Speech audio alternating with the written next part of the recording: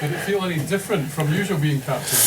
Were you aware of how different it felt? A little bit, just pre-game, I suppose. You have to start thinking about what you're going to say, in the pre-game huddle and stuff like that. But other than that, it felt pretty natural to me, and I was just focused on playing my natural game. You must be pretty pleased with the first 20 minutes. The first 20 minutes as captain went pretty well. Yeah, we jumped out fast at the one. We did speak about that. It went probably better than I thought it was going to go, to be honest, that first 20 minutes. I thought we were going to be in a real arm wrestle, but the boys really fronted up, and I did say in the huddle pre-game how important that first 20 minutes were going to be, especially against Fiji, because they were going to come out, after their war dance and stuff like that with their tails up. So, I thought particularly the forward pack really stood up in that first 20. And what do you think happened after that? Fiji kind of got back into it. Was that just them lifting their game or tightening up? Or yeah, I think our discipline between probably 20 and 40 let us down, and we had to do a lot of defending in our own 30. And I thought we probably had to make an unnecessary amount of tackles, and that kind of drained us a little bit, and maybe that led to some ill discipline from there, just from, I suppose, being tired, in our own 30. So yeah, we'll look at that and see how we can improve that for next week. Chance to speak to your mum yet? Yeah, I just saw her out there with Lara and TJ as well. So yeah, that was pretty cool. She said because she was obviously at the World Cup, but she said that was much better experience than the World Cup. Just even the atmosphere, but obviously some of the result as well. So yeah, it was even after the game, I saw her up on the big screen. So it was awesome. What about the other TJ? I mean, to come in and play like that in his first test appearance in an unfamiliar position was pretty impressive. Yeah, that might be a bit of a surprise to maybe you guys, but it's not a surprise to me just because I've been playing with TJ now for a couple of years at Glasgow, and he's really diligent with his preparation throughout the week, and as soon as he came on, I knew he was going to perform well. How pleased are you for Darcy, given the amount of rugby that he's missed over the past year, to get back in the team and score 4 tries? Yeah, I'm super happy for him. I said, Gregor usually does the last message, I suppose, when we do rock up to Murrayfield and we huddle up, and I walked onto the field with Darcy, and the pitch felt pretty good, and I told him, this is your playground, because usually every time we do play at Murrayfield, Darcy's going crazy, and he went crazy again today. So yeah, Darcy's always a top performer for us, and I was super happy for him to start well in this Autumn Nations. Gregor, could you maybe start by giving us a word about Xander? I presume all went well, and he was cleared to play after missing training yesterday. All has went well. Nothing has happened yet, but he'll be gone now. He'll be in a car already. I think he was getting changed before the rest of the team, so he'll be back with Yasmin, the family. So we hope everything goes smoothly over the next couple of days. Another word about Xander, if you could. Irrepressible. Sorry, not Xander, Darcy. Yeah, well, I thought Xander played really well. I think he just on Xander, he was 3 in the morning, I think, on Thursday, that there was a potential of Yasmin going into hospital and his baby's coming then. But he only came back into camp about 12 o'clock and 1 o'clock today, and I thought he played really well. I felt the scrum was a real weapon for us today, and Xander was at the heart of that. Darcy, Graham.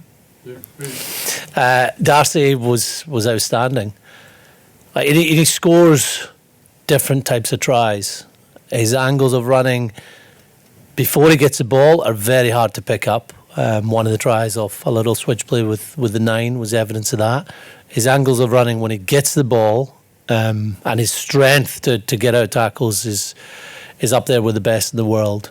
I thought one of his angles, I think Hugh and Darcy both hit really good tight lines, which led to a try, which just shows his rugby ability to understand what's needed for that defence, but also his intent to get on ball.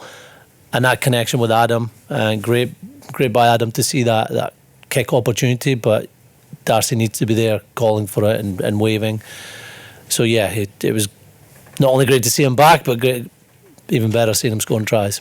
Sums up this little battle. Him and Doohan are having. He gets 4 goals level, and then 10 minutes later, Doohan goes back ahead of him. How good is it to have 2 wingers like that, sort of driving each other on with this little side battle they've got? Yeah, look, I think that's the outcome.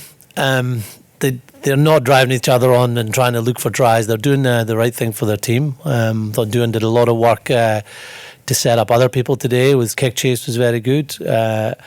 He obviously could have scored another one near the end. and their tries are often scored by the work of other people too. So it's fantastic that we're living this living history, that we've got two players that are still got a lot of rugby ahead of them that are setting try scoring records. I think Ian Smith from 1925 had held that for so many years, but now we're seeing it broken every game or every other game that those two are playing. Darcy's a really rough time of the last couple of years in various. You always come to get back to that level again. Well, yes, because you know how much it means to him, but also how he trains, how he gets in on ball, and then he can just show his strengths after that. But you just don't know how quickly he will get to that level. But we're always confident he'll get there. I thought the last game he played for Edinburgh against Cardiff, it was close to his best form. Not playing last week allowed him to have a really good week of training, being fresh, and today was another level up, which was very pleasing. Players feed off his energy as well, because the smile on his face is so mad. Yeah, the crowd certainly feeds off of Darcy's energy, and he feeds off that. I think they love his toughness. Like, those tries are tough tries. He has to work really hard, and yeah, I think you see the reaction when anybody scores a try, but when it's a Darcy try, he's up there. So pleased for him, particularly after what he's been through.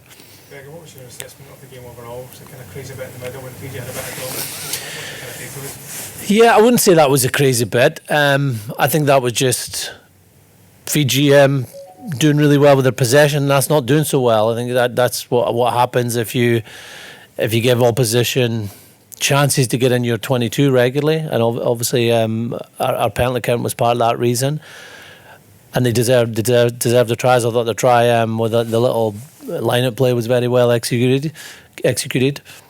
So yes, we want to fix that and we want to improve that. The pleasing thing was a response. We were put under pressure, and the last 20 to 30 minutes was more like the first 20. Different type of game. There was fatigue on the field, and our players showed their fitness. I thought our bench really came on and added something, all of them, whether it was working the set piece or what they were doing in attack in particular. So yeah, it was good to see that response. Things to work on, as we knew there'd always be, but we got tested in that middle period, and we came through. Well, he's obviously upset because he'll be thinking that he might be missing the next few weeks. Felt his hamstring, so he'll know his own body. We hope it won't be anything serious, but you don't know until you get scan results. He tried to continue. Was that a good sign? I don't know. He's obviously upset, thinking he'll miss the opportunity to play next week or the next few weeks, which is a real shame. I think he's been playing excellently all season, all year, all calendar year. He was fullback when we won down in Cardiff. He's played on the wing, scored a good try today. He's someone that brings others into the game, so he'll be a miss, that's for sure. Did Darcy go for an HIE? Did he get through it? I think he failed that HIE 1, so we'll now have to wait and see HIE 2. If he passes that, then he'll have an HIE 3 in 2 days' time. So, and I think the initial HIE was failed. That's why he didn't come back on the field. Players back from who are not available for today. Would you add somebody to the squad if Darcy's unavailable on television? Possibly. Not thought about that yet. I'm still waiting to see how Toulouse get on tomorrow night at 9 o'clock. We have an extra day of rest and recovery next week. We're not back in camp until Monday evening because it's a Sunday game. So yeah, we'll see. We know within our group players can cover other positions, and we do have depth, and we have a bigger squad for the next couple of weeks, a 6-day turnaround into Portugal. So maybe we can manage that within our squad. We'll see. Just your assessment on Tom and Darcy Ray as well. Yeah, Darcy Ray, I'm so pleased for him.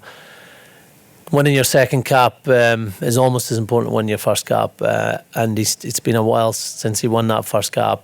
But I thought his form for Edinburgh this year has been excellent. At scrum, which is his main job, he has to do as a tight head, but also in terms of contact and defence. Got a couple of ball carries today, scrummed well on 2 caps, and now he's really pushing for a bench spot probably next week. I think we know Xander's probably the favourite to start against South Africa, but you got Darcy, Elliot, Miller-Mills and Will Hurd all in the mix for next week. And TJ, Tom, was brilliant. We'd thought that he could cover 15. We know he can cover a centre, and his regular position is 10. Ideally, we thought the halfbacks will come on together, but the fact he can cover different positions is a real plus for us. And he was really good out there.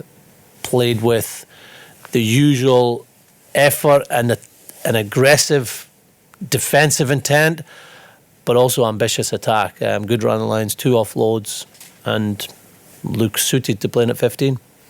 There was a lot of penalties in that period when you were under pressure. Is that a concern for you, or frustration, or is it just part of the game? It's definitely frustration. I think 3 were for offside, which is something we can fix quite quickly. I think 3 of them were backs offside, so we don't really need to step offside if we're wider out. Sometimes the opposition puts you under pressure, and maybe you're the first defender and get caught. You want them out of the game, but you certainly want those ones which you can control your own actions by just stepping back a yard. I think there was always going to be some errors today.